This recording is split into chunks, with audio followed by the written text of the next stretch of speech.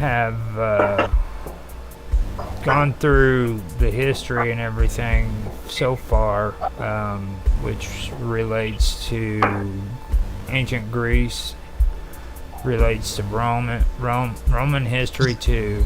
We started getting more into the Phoenician and the Canaanite side of it, and we came across some pretty interesting mythological beings, which are, everybody calls them mythological, but back then it was their religion, so I really have hard That's time interesting. That's interesting. That means that they didn't feel like they were fictional, they were actually present. And as far as, very interesting to know. But this week, we were discussing it at the end of last week, and before I started the recording, I was talking to Karma, and I think we should continue on with this because we got into some good stuff, but it was really ahead of what we were actually reading, and I went through and I read through it, and all of the stuff we've discussed in the last 2 episodes does come up, but just not at this point of the reading. So we just were getting ahead of ourselves. Yeah, and I was telling you, as like you mind if we just keep the course, and we'll start reading page 4. I'll read it just because it's already been read, and then we'll go on to page 5. And yeah, that'll be easier for me because I'm about to sit down and I'm not fully, I can listen better than I can participate except for my questions and comments until about 5 more minutes. But yeah. Alright. So go ahead and get yourself settled and muted, and I'll start reading. So, according to Philo, the names on Mount Lebanon, the mountain range of the anti-Lebanon, and the other Syrian mountains were derived from names of giants who once dwelt there. In ancient history, most high mountains were thought of as the abode of gods. In the case of Mount Lebanon, it would have been Baal Lebanon, sometimes identified as Baal Hadad. So I went in and I went to Wikipedia to determine who, or get an idea of who or what Baal Hadad was. So I am going to share that link on the live stream in the chat. Okay. And I'm getting an iPad pulled up now, so. Now Hadad is Agaritic, or Hadad, pronounced as Adad, or Adade, or Isker, which is Sumerian. Now Isker, Sumerian, was the storm and rain god in the Canaanite and ancient Mesopotamian regions. He was attested as Abla, as Hadad in c. 2500 BC. From the Levant, Hadad was introduced to Mesopotamia by the Amorites, where he became known as the Akkadian, Assyrian, Babylonian god Adad. Adad and Isker are usually written with the logogram I am, the same symbol used for the Hurrian god Teshub. Hadad was also called Pitter, Ripu, Baal-Zephon, or often simply Baal, which means Lord. But this title was also used for other gods. The bull was the symbolic animal of Hadad. He appeared bearded, often holding a club and thunderbolt while wearing a bull-horned headdress. Hadad was equated with the Greek god Zeus, the Roman god Jupiter, and in the cult center near Delici in Asia Minor, he was addressed as Jupiter Delicinus, as well as the Babylonian mythology Bel. So that needs a citation as well, that last comment about Bel. Bel was, I still get kind of confused about Bel, because Bel could be on too, so, or actually it could be Inky, so I don't know. And I know about the Amorites, but I didn't know that the Amorites introduced the Canaanite theology to the Sumerians. I was just looking at the fact that it's Baal again, Baal, and I mean, like, yeah, Baal, Zephon, but still, anytime I hear Baal, automatically, you know, I'm thinking of the Baal, the undergod, the underworld and the dead. That's why I think it's crazy. Baal, Lord, but Baal means Lord by itself. Right. I didn't know that. Because when we read it, I thought it was something different. Now, see, in Sumerian, En represents Lord. And Baal, I guess if it means Lord, then that means that it probably changed because of the Akkadians. When the Akkadians came along, that's when they started shifting from Sumerian to Akkadian languages, which was a Semitic language. So that's that could. So when you're Semitic, it's Jewish, and then when you're anti-Semitic, you're anti-Jewish. Is that what that means? No, Semitics are a lot more than Jews. Everybody always puts the word Semitic with the Jewish with people. The Jews. Yeah, I know we talk about that. I was just wondering, anti means you dislike a certain thing, but we're usually, when they're referring to anti-Semitic, they're usually referring to hate of the, in today's language, yeah. Right, not what it actually means, but yeah. It's usually just a misinterpretation of the word Semitic.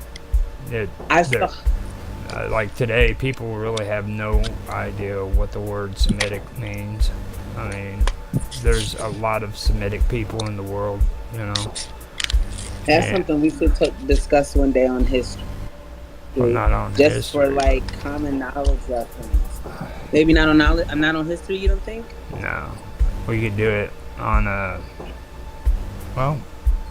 it's history though. Yeah, it's real. We could do it. Yeah. You know what I mean? It's like, not anything that we're going against. It will go deeper too, because like Persian, you know, people really don't know what the whole thing behind the Persian Empire is, and like Iran. Okay. This is the perfect time for this type of stuff. Iran is actually freaking like a part of the wording that goes with Aryan. Okay, and like everybody does the same thing with Aryan too, because it's been given a bad name. You know what I mean? But Iran, how does it come to be something like that? What do you think? Are there certain chains of events? Or? Well, yeah, there was World War II. You know, you had freaking the Holocaust and stuff. So they it's the pointing fingers game. Yeah, I mean, but Iran is actually the name that Iran eventually was penned with because of the word Aryan. or Aryan, yeah. And the Indo-European is actually Indo-Aryan lineage. That's been changed around to the Indo-European, which was originally called the Indo-Aryan migration. So we can get into all that because through the migration patterns and stuff. So that we can do later on. How do I spell Indo-Aryan? Aryan, Aron? Or I got the Indo right, Indo. Yeah. I'm pretty sure, but Aron or Aryan. Aryan. Okay, so Arian. Yeah. Okay, Indo-Aryan. Okay. I'm just gonna. I haven't been doing very well with my notes because I had so many other things on my mind, but this I think is important. So I'm just gonna look it up. I mean, this type of stuff is important to me. This aspect of my life is important. So I'm just getting back to my studies properly is what I'm saying, more so than I'm saying about the Indo-Aryan being significant. But go ahead, now I'm listening. Now Bel, down here where it's Babylonian mythology, Bel ended up being a Babylonian god that replaced the old pantheon. And like I told you before, how they when they started worshiping Marduk, the Babylonians felt that the older gods like Enlil and Enki were below Marduk and Bel and all them because they were the godless or the nameless gods. So their old pantheon eventually were put into the underworld. So that's kind of how that all worked out. Now Enki stayed as a very important person when it came to the Babylonians, but Bel, other than Marduk, was at the head of the pantheon for the Babylonians. That's creepiest. Yeah. Why is my iPad talking to me now?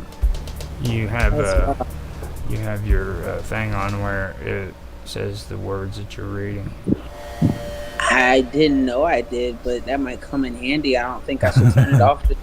I didn't set it, so maybe when I did an update, it did it by itself. I was just coming in here to what we read in, because I'm on the Phoenician theology book, right? Not book, but like it is a book. But yeah, I was just making sure I'm on the right thing. And then we were looking at had it on the Wikipedia. I saw that too. Had it as a name of somebody else though.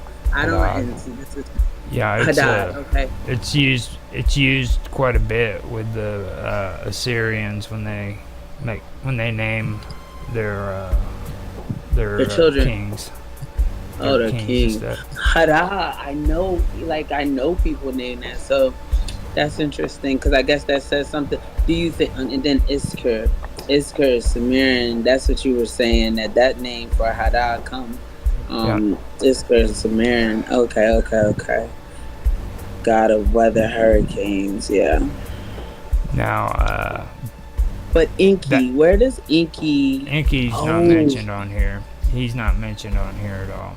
But I was just talking about the term Bel, which is down here, the Babylonian mythology Bel. Excuse me. See, I see the ball cycle, epic of ball. Okay, I'm just not far enough. The ball cycle is where I was just getting to.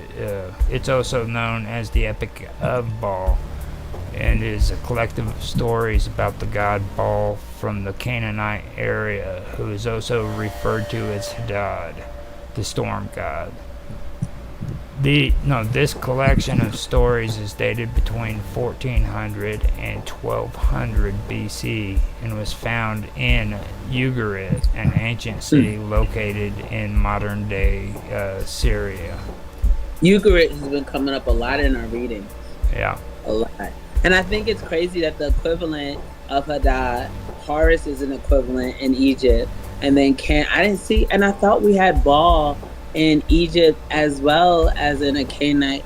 See, and they saying it's the god of fertility, but Lord North was the title of honorific.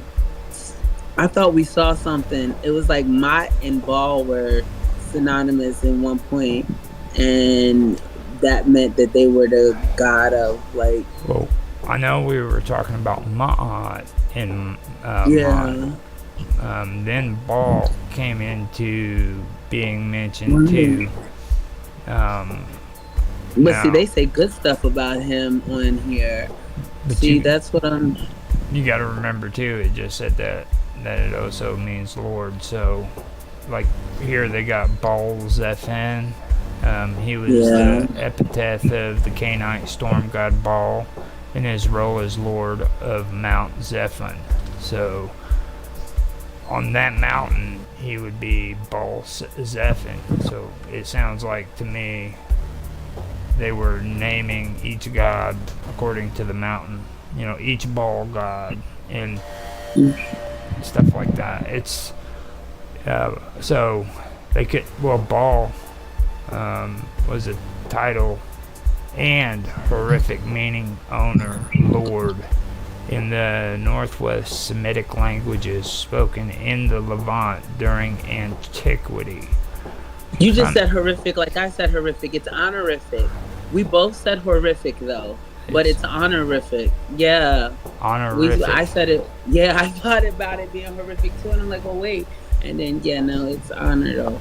Like I said the same thing when I read it just to you just now. I think that's it is honorific meaning. Yeah, title and honorific meaning owner, Lord, in the Northwest Semitic languages spoken in the Levant during antiquities. I wish I could find the one where they were talking about it meaning something else. It's so much stuff now. I don't know where it's at. From its use among people, it came to be applied to gods. Scholars previously associated the theonym with solar cults and with a variety of something else. But in the Ball cycle, I also pulled up the Wikipedia for that too, so I'll share that link on the fertility and weather. Yeah, I don't see anything different. I wonder what I thought I was thinking about. Well, maybe that's something we caught. You know what I mean? It's a good catch. It's probably Mott was what I'm getting confused, but it's just something that I feel like it was like kind of like, wow, look, portrayed as the primary enemy of the Hebrew God Yahweh. Canaanite God often portrayed, maybe that's what it was. New World Encyclopedia. I want to bookmark this. I never seen this before. Now the Baal cycle is an Ugaritic cycle of stories about the Canaanite god Baal. Now Baal, it goes back to the definition I just made, and then it puts in parentheses owner or lord. He was a storm god associated with fertility. A fertility goddess or deity is a god or goddess associated with fertility, sex, pregnancy, childbirth, and crops.